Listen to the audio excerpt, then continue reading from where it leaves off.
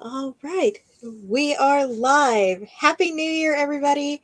Welcome to one of the last of our New Year indie panel kickoffs. I've said it so many times that it's like going over my head now. But this is going to be a lot of fun because we are ending the initial New Year's week kickoff with young adult paranormal and fantasy romance with Dara Stephan and Caitlin Denman. Welcome back to the channel. You have been on before for one-to-one interviews and panels last year for Dara. So excited to see what's coming in 2023. Before we get started, why don't we introduce ourselves for the readers who are new and don't know who we are and talk a little bit about what we write. Dara, you want to kick us off? Sure. My name is Dara Stephan. I live in North Dakota. I write young adult fantasy, epic fantasy, and fantasy romance. My first book came out in March of 2021, called Rise of the Dragon Queen. It is an epic fantasy with romance elements in it, about two sisters who get in a little bit of trouble and have to find their way out while also not letting their kingdom fall apart. Mm-hmm. Sounds Yeah, really good. yeah, it does. And that continues sort of the familial trope. We're seeing a lot of good books coming in 2023 too that have that strong family ties to it. Yeah. But so glad to have you back on. You've done so much in the last year, so it'll be exciting to see uh, what's coming. And Belle actually says, Dara, what inspired your story? So we'll get to that in just a second. Hi, Um, Belle. Okay. hey, Caitlin, go ahead and let us know a little bit about who you are and how your horses are doing and what's going on with your books. Well, first off, my horses are good, but we just had a ton of rain, and all of their pens were like ankle deep. So we had to let them all out in the backyard. They're all just out running around, doing their thing. So one of them likes to try and come in the house. Wow. Um, so I write young adult and new adult fantasy. I published my first book last year. 2021 now. 2 years. Yeah, I know, almost 2 years. Um, and it's the She Awakens series. It's a coming of age story. There's so many different tropes in it. There's friends to lovers, enemies to lovers. There's the coming of age, obviously. Magic. She has elemental magic, and there's fairies in it. Um, the last book in the series is coming out in actually this month, the end of this month, January 31st. And then in February, I have an anthology releasing with me and 7 other authors. It's called Forbidden Fables. It's a retelling of fairy tales. So, like, I got Hansel and Gretel and the Frog Prince. And my story is actually the first story in the anthology, and it's called Gretel's Lost Prince. Mm. So I actually really liked writing that one. I usually write in like present tense. This one's past tense. And I really like writing in past tense. I also have another series that I'm currently writing right now. It's the Blood Queen series. That one's also fantasy, magic. It's new adult though. It's really dark so far. Mm. So yeah, that's Yay. me. Yay! Got a lot of different, like, we call it, what is it? Not genre bending, but like going through the different genres. So Mm-hmm. seriously, I feel like my brain is just fried today. It's okay. I feel like And everybody's welcome, is. yeah, welcome to the new year. Yeah, exactly. And I see we've got people watching live. If you're watching live on YouTube and you would like to leave us a question, feel free to do so in the comments. If you're watching on YouTube, I can pull them up on the screen like we're about to do with Bells. If you are watching on Twitter or one of the other socials, you'll have to leave it in the comments and I'll have to pull them up here. But we will try to answer them even if you're watching the replay. So feel free to leave a question in the comments and I'll make sure that it gets to the authors. But going back to Belle's question, Dara, what inspired your stories? Caitlin, you said you knew. No, I said hi to Belle. Oh, Oh. sorry. I was like, wow. No, I said hi to Belle. So one of the things that inspired my stories is I really like world building, and one of the what I do when I'm not writing is I am a paleontologist, and I work at a museum in a small town in North Dakota as the curator there. So I have a lot of background in biological and geological sciences. So when it came to creating the world, I got really like deep. Like I like went ham on it. Like my husband had to like pull me back, be like, no, you actually have to write a plot to go with this world. Mm-hmm. So that's one of the things that inspired me was like really thinking about how like in a real if this fantasy world was real, like how would things develop? How would things like evolve? How would the creatures come about? How would the magic system develop within like the human people, like the humanoid creature animals, things like that. And then like the actual story, the plot. I have two sisters. The main plot of the story involves two sisters, and so I took a lot of inspiration from the relationship between my sister and myself and my older sister, and then some of the side characters are like myself and my younger sister's relationship. So I took a lot of that, the family relationships based on my own family relationships. Mm-hmm. So That's great. And then also from Belle, Caitlin, what is next for your journey? Which actually ties into one of the points of today's live is really to talk about what we're doing in 2023. So, Caitlin, if you want to kick us off with that, you're welcome to. But like you said, you're very busy. You've got horses and family and other pets besides just horses that we talked about last time. And so, what's coming up for your writing world in 2023? So, for my writing world, I have the last book in my She Awakens series, She Reigns, coming out January 31st. And then February 14th, I have my anthology that I spoke of. That comes out. So 2 books in 2 months. That's how we roll. Blood Queen, my next series, I'm hoping it's going to be a duology, but She Awakens was supposed to be a duology, and now there's 4 books in the series, so that's how that works. yeah. They grow like that. It's like one second you think you're writing one novella, and the next second you have a 90,000 word collection of 5. It's like, what happened? Okay, before I started writing, this is like a random tangent. Before I started writing, I like Sarah J. Maas. I was like, how does she write so many books in a series? And then I started writing. I was like, oh, I totally get it. We need Um, more. but I have my Blood Queen, which I love her so much. I don't know. She's probably my favorite character so far, but I'll probably say that with every character.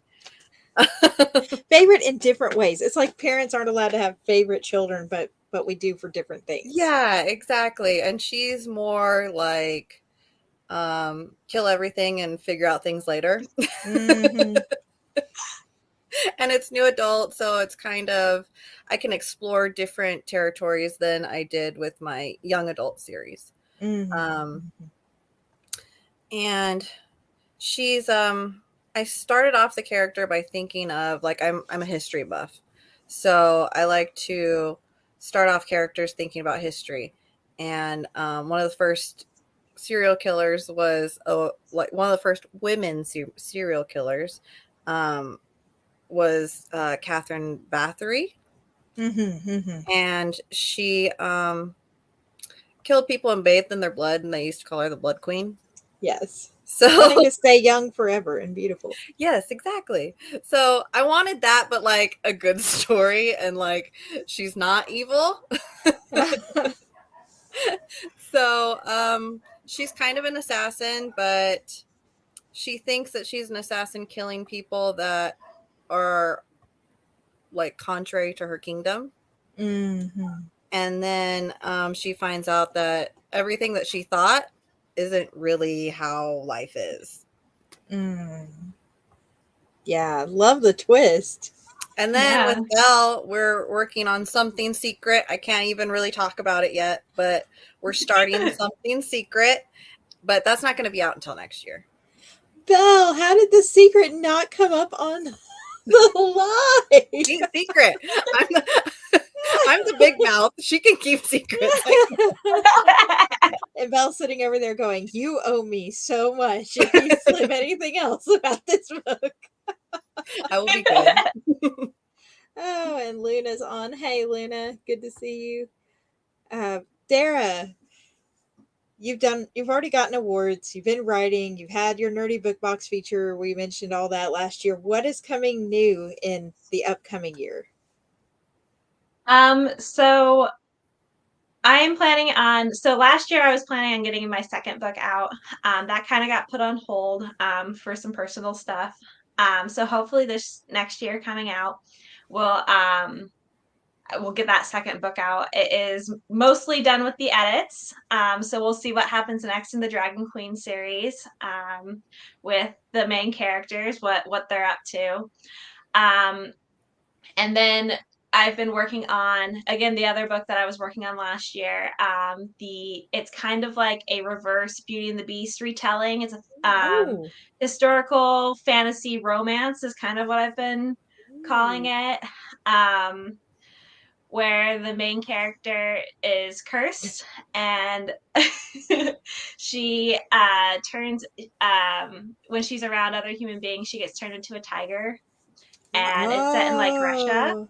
So like the Siberian tigers and things like that. And then a Russian soldier gets stuck in an avalanche and comes across the like the mansion castle thing that she's staying in, and has to figure out like what's going on and break the curse. So that's the other one that I've been working on. And then I've also been working on the third book in the Dragon Queen series.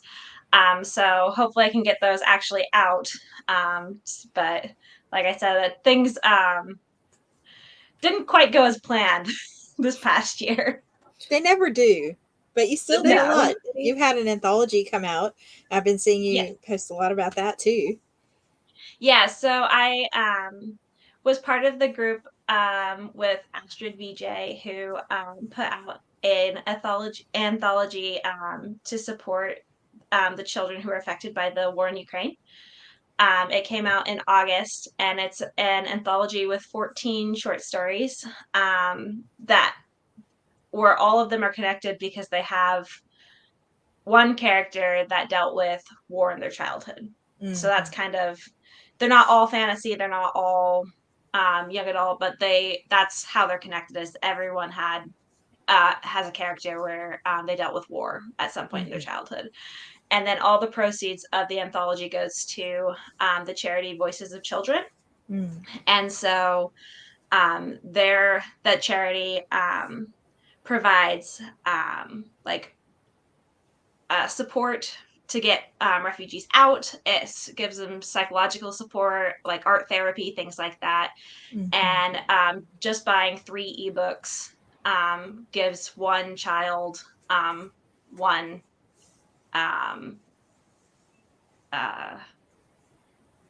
appointment, like one one session. One session. That's what I was trying to think of. So it's been really nice, and it's been because the we've raised $500 for the charity so far, which has been really nice. I've got to connect with a lot of authors I hadn't met before, and I feel like we're doing a lot of good. It was really sad when Ukraine got invaded, and so yeah, the fact that we're able to do something to help them, and we get to you do something that we love to help others, is really nice. And the story that's included in that anthology is about it's a new character, but it's also written set in the same world as my Dragon Queen story, and it's about a character who is a refugee from the same country as one of the main characters. So Oh, that's really cool. yeah. Yeah. I had a lot of fun doing that this year. So So I yeah. did get my main stuff out, but I got to do that too. So So I have a question. Go ahead, okay. Caitlin. So now that you wrote an anthology piece, are you more apt to write anthology pieces? Yeah, I'd be interested in doing it. I had a great experience doing it. It really like I felt like it stretched my skills as a writer and as a collaborator, which I hadn't done. I kind of had done everything else like on my own. And so I really liked that and also being part of the community. So yeah, I definitely do it again. Yeah, I agree. When I started mine, I was like, I don't know about this group project. Right? But after that, I'm like, oh, this is kind of nice because then it kind of gives you like a challenge. Right. Yeah, and I've only done Realm of Darkness and one other free set, and the experiences were very different because Realm of Darkness, we pushed a lot, and it was full length novels instead of Oh, wow. the short stories, Mm. and it's the one that hit the USA Today bestseller list this year, but it was a ton of work. And we had mentioned earlier on a different panel over the weekend just how if you're a writer thinking of doing an anthology or a box set, to really vet the set, the purpose of the set, who you're going to be in with, and what the expectations are. We were told up front that it was going to be a lot of work, and it was. It was a lot of work. I made friends that I'll have for life, but I learned a lot.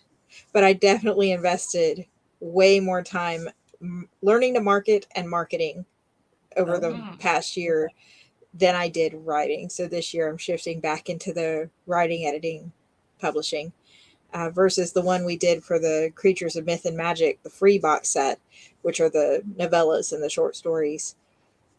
That one was a lot less pressure. You're going to write, you're going to put it in, and then we all sort of knew each other, and it just went up very quickly with less of that marketing prep because we knew we were going to put it out for free. So it was like just an adjustment. So yeah, a lot of good questions this weekend though about anthologies and box sets.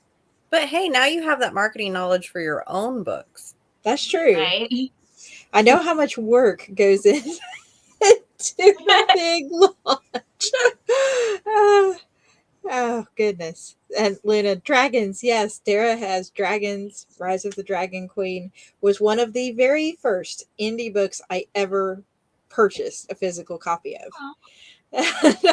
When I stumbled across Instagram, thanks to my mentor, I came across Dara and Luke Courtney and a few other people, and I was like, I want these books. And then I started reading, and I was like, these books are every bit as good as traditional books, including some stuff that I probably wouldn't find in them. And so now I almost solely read traditional. If I go in a bookstore and the magic is lost. Yeah. Because I'm like, oh, I'm just going to pick up they don't have so. Oh, I just want to pick up Eileen Mueller's new book about the dragon, Snow and Red, now and AJ Ponder, the Snow White and Red Riding Hood retelling where they also have dragon mounts. Like, I want this one. Went in the bookstore. I was like, she's a really big indie. I'm sure they have hers. They're like, well, we can order it for you. So, yes, do that. You can go in the bookstore and say, please order me this book. Yeah, they just opened a new bookstore in my hometown, so I'm always just like, can you get this book? They're like, you always ask for the most unique books. Yeah. So, what brought you to this genre in specific? I know, Dara, you've touched on this on last year's panel a little bit, but what brought you to writing this as opposed to a broader, like, epic fantasy or something along those lines? Especially, Caitlin, you've written lots of different genres. How did you pinpoint which ones you wanted to actually publish? So, actually, when I started She Awakens, I was reading a ton of adult fantasy. And like as my reading choices change and grow and develop, I feel like my writing choices grow and develop. Mm-hmm. Yeah. Yep. Yeah, definitely. I found that this was kind of the genre that I was constantly reading, and that I was just mostly drawn to. And when I was starting to write those stories, that's kind of where I kept falling back into. As a kid, I was like in love with anything Tamora Pierce had written, and she's amazing and I love her. Still do. Like, I follow her on Twitter and I'm just like, everything she tweets, I'm like, oh yeah, you're amazing. Um so she was kind of a big inspiration for me. So then when I started writing, um it was kind of in the same vein as what she had done. So I kind of fell into it because of like the things I had been reading all my life. Mm-hmm. Makes sense. Yeah. I think a lot of us said the genre just snuck up on us. We've had this question a couple other times, too, over the weekend, and it just sneaks up on you. And here's another one that was submitted for the paranormal romance panels this year. I'm really curious for your insight on this. Is how do you know when you have enough romance in the piece to switch it from a subplot to the actual genre? Well, That is a good question. Especially in YA, where romance is more, muted anyway. Right. I feel like if you have a lot of romance in your book, like it helps push the story, then that's when you start marketing it as romance. Does that make sense? Yeah, when it's part of the plot. Right.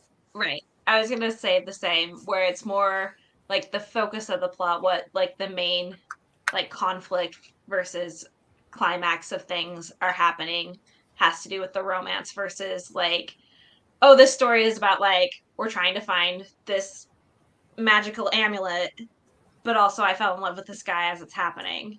Mhm. Where instead of like, no, I'm falling in love with this guy, but we're also finding a magical amulet type thing. Mhm. Yeah. Like, I'm falling in love with you and I have to save my sister at the same time. Oh, goodness.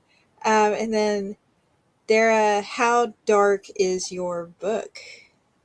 How dark is my book? I would say the first one is not super dark. There are a few points where there are some darker elements, but overall, it is.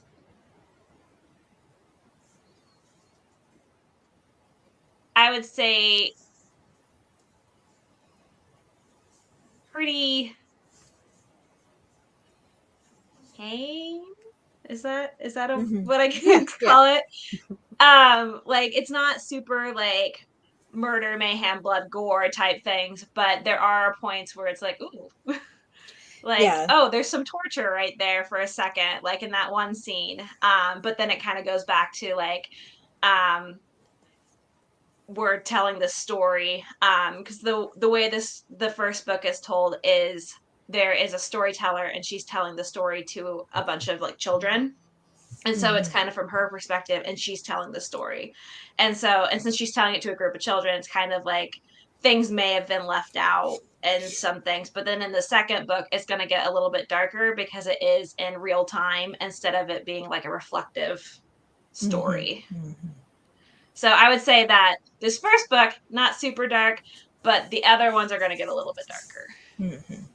I'd say theirs is very classic epic in level of darkness. Like if you read Fellowship of the Ring and you thought it was dark, then you would think hers is dark. But I don't feel like it's overly dark in the beginning. Yeah. There's dark moments, but they're not all that bad. Caitlin, I'm going to let you be the first to take a stab at this. As someone who writes romance, what are your thoughts on some of the tropes? And so I'm going to let you share what your favorite ones are, and then I think we're going to do a game like, not for me. Not for me. So actually, Belle and I, the person in the beginning of the video, we do author chats, monthly author chats that are live. And we talked about this our last live author chat.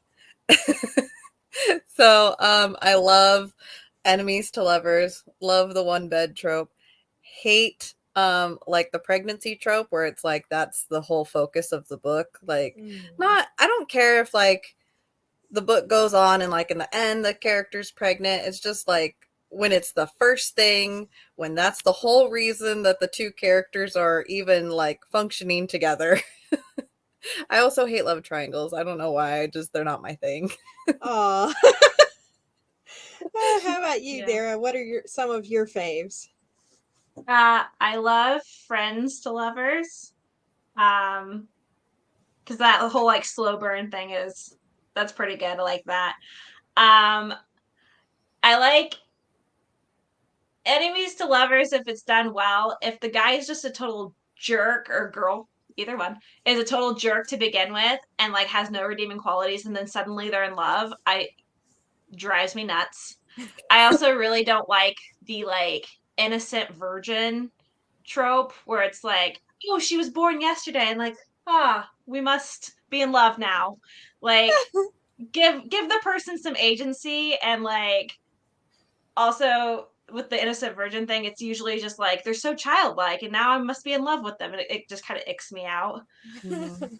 Um, Yeah, I get that. so those are some of the ones I don't like, but I really like the friends to lovers. Occasionally a love triangle, not often. It has to be done really well because it's been really overdone, especially like a few years ago with like the Hunger Games and Twilight. During that age of books, like it was super overdone. Like everyone had a love triangle, and it was really annoying. Yeah. Yeah. I'd say I like reluctant enemies to lovers.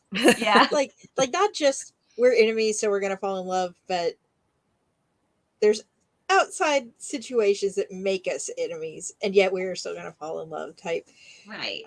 stories a little bit, as well as reluctant lovers. I don't want to ever get married to anybody. I don't want to be with anybody. I have my own journey, and we're by the end. Okay, yes, I love you. I don't know when it happened, but it did, and so here we are. And I like a good love triangle, like you said, if it's done well, or even a Japanese style reverse harem where they give reasons why each character likes an aspect of this person as a Oh yeah. person. But I'm not a huge fan of just the reverse harem just because, like, oh, well, she's the chosen one. So, and I love chosen one tropes. I love them. But Yeah. just because she's the chosen one doesn't mean everybody's always going to fall for her. So it makes me feel like I don't believe it as easily as maybe others do. But yeah, great question. So the sum of this story is you can read and write a lot of the different tropes based on what you love, and there's an audience for everything. Just gotta put it in front of the right people. It's true. I'm That's a the hard darker romance lover too, as opposed to a lighter romance, because I feel like in real life, to me, romance is not all sunshine and flowers, and so I like that to be relayed in my characters. Is they've got all the bumps and bruises that come with real relationships. You will like Blood Queen then. Yay! The only one I just can't stand is they forgot who I was. They have no idea who I am anymore. That one makes me sad inside. Yeah. Yeah. I agree completely. And I don't know. Maybe that's a good thing. Maybe I actually like it and I say I dislike it because it makes me sad. But I keep reading them, so I don't know what this says about me. Maybe you just like to torture yourself. It's like glutton for punishment. Yeah. Like, why are you doing this again? Mortal Instruments. Here we go. Oh my god. Yeah, need time to recover after that. This is a writer question, and I think it's a really good question from somebody who's starting out. Is how much steam is acceptable in a YA book? Steam? And I think this is tricky too because there's always sort of that walking a fine line with an underage character too. So with my She Awakens series, the first two books, there's one sex scene, and it's fade to black. And then the next two in the series are, I marketed them new adult, and there's more steam and more spice in them. So I just played it safe. I've read young adult fantasy books that have sex in them, and they're still marketed that way and do well that way.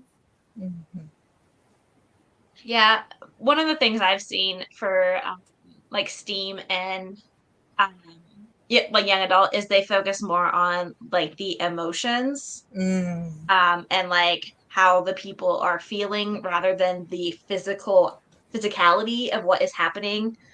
So whereas in some of the older like adult books, when they have the steam and the spice and stuff going, they're very much talking about like, and then this happened and it felt so good, whereas in the young adult they're like, and it made me feel very like close to him or something along those lines, where it's not so much about they're having the sex, it's more that they're having that intimate moment type thing, which I think is again kind of a fine line to walk, but that's where I've seen it kind of not be as, I don't know, as controversial, or like people not being as like, ooh, our children are reading sex scenes. YA is tricky because the young end's that 12-year-old end, the upper end is that 18-year-old end, and then new adults that 18 to 23. So it's like, how do you make it realistic for the 18-year-olds, but also innocent enough for the majority of the 12-year-olds? There's always 12-year-olds that can read about their age level, but exactly. Right. Lena says more the emotional than the physical. Right. Yeah, that's what I've seen do well in young adult books with the steam. Yep. But I mean, that's just me. I don't know. You can just throw it out the window if you want. And I've read a lot of young adult books. I don't write young adult romance at all, but I've read a lot of young adult books that had romance, and when they get to those scenes, something always happens and they're interrupted and they never actually do the deed. Yeah, I see that a lot too. And then you just sort of start laughing about it, because then somehow they manage to do that until they turn 18. It's like you go through the whole series and smudge the line just a little bit. Oh, this is a good one. What is the difference between a paranormal and a fantasy romance? I think they're very close. I was going to say it's very closely related. Depends on your definition. Yeah. Maybe the type of creatures and the type of setting. Yeah, probably. See, now I need to consult the Google overlords and be like, I know. What is a paranormal romance? You never stop learning, right? Yeah, exactly.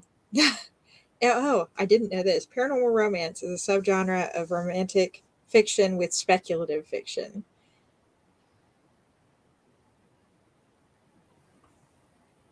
Paranormal romance focuses on romantic love and includes elements beyond the range of scientific explanation. It can blend elements of fantasy, science fiction, and horror. That's so according to the Google. It can be like sci-fi without really completely being fantasy. So all the alien romance books. Right. Yeah. So there we have it. Thank you, Google. I feel like as an author, Google defines my life, and I've started putting in the front of my stuff for my book, insert thing that I want to know here. Oh, that's smart. Because I'm like, please don't think I'm... all your little FBI agents watching you? Yeah. I have such a weird Google history. Oh, me too. And I also really like true crime podcasts. So I'm also like constantly like, ooh, they mentioned something. What's this? And so then I have all this like murder stuff on my Google history too. So that's good. I think one of the last things I looked up was like poisons that like don't leave a big trace or something. I was like, oh, insert well. for my book, or followed by how to write a convincing book, or Yeah, I should something probably like do that from now on. I actually had one recently that I was thinking about for Dara. I was like, let's throw this in here for the whoever's watching. Uh, it was, have there ever been any signs of actual dragons existing? And I was like, I feel partially silly typing this in, but then I China. saw a post Dara made about these teeny tiny little, like, I know they're so dragons. cute. They're like, so yeah, so there's a bunch of different things. They were like what, little squids or something? Yeah. Yeah, like some water creature that look like dragons.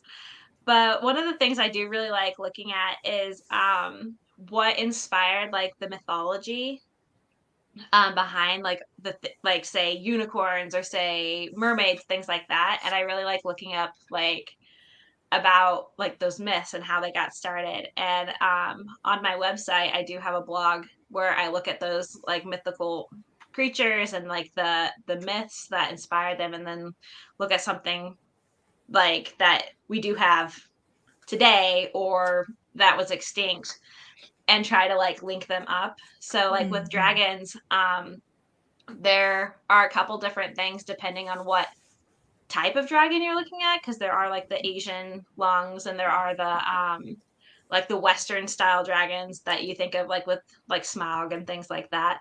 Um and so some of those would be like the dinosaurs. There is actually a dinosaur called Dracorex hogsworthia, which means the Dragon King of Hogwarts. They found it in like 2007 or 2008, and it looks Wow. like a classic, like what the head looks like what a dragon would look like. Oh, And they wow. named it after Harry Potter because the paleontologist who found it was like really obsessed with Harry Potter.